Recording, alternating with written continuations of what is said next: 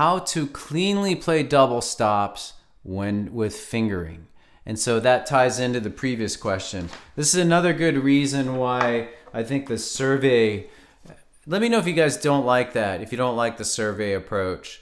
But I think a good reason is it allows me to organize the questions so that they're grouped together in such a way that one question can lead to the next. So how to play double stops more cleanly with fingering.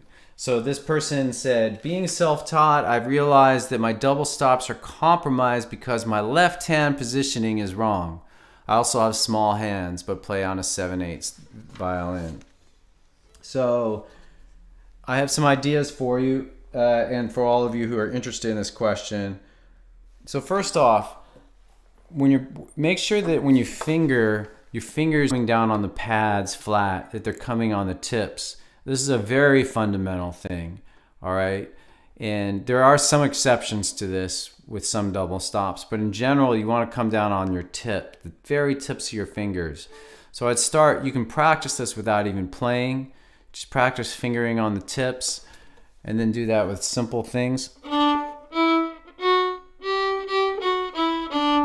Okay, and then a big problem people have is when they do fingers and double stops, their fingers are touching. So if I'm doing D1 and open A, it'll sound really bad if my finger is touching.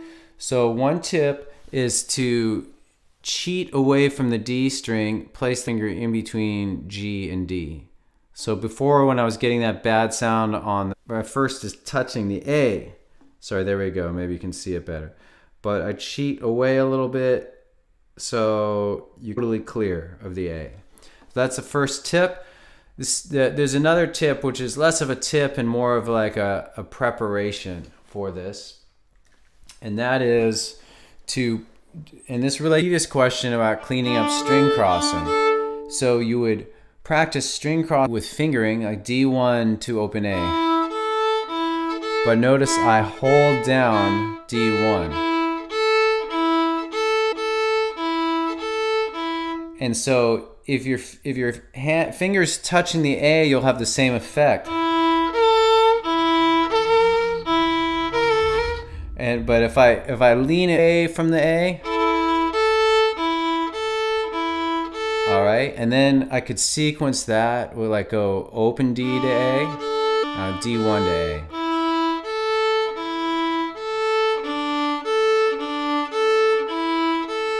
And so if that is clean, then we might be able to do this cleanly. And that's how you clean up your finger double stops. Okay, so anytime you have any even more complex ones like D2 and A3. Maybe it's out of tune, maybe there's some problem with it, you break it apart. Maybe do it a little bit, make sure it's in tune and sounds good, and then okay, so and then there's one exception to the what I said earlier about playing on the tips. Sometimes we need to, when we do chords, we'll use one finger across both strings. If any of you play guitar, this would be called a bar chord on the guitar. So say like you have first finger across D and A, which is useful for playing swallowtail jig to be able to hold that down.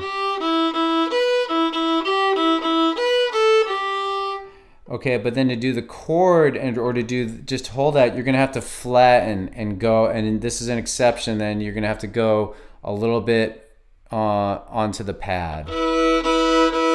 But if I wasn't doing that, I would do the opposite. I would play more on the tip. So let me do that again from this angle. This is more on the tip. If I'm playing a chord for both.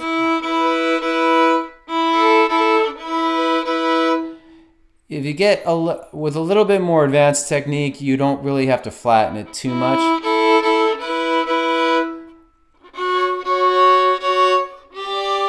I think for like, yeah, a lot of it can be placement and rotation. This gets really hard on the third finger.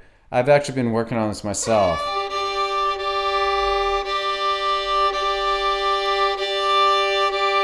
So it requires like a perfect placement, and there'll be a little bit of flattening. Okay.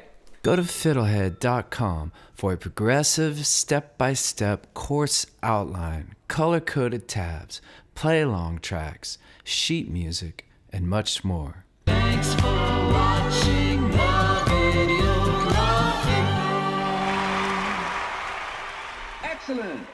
And don't forget to subscribe. Thanks.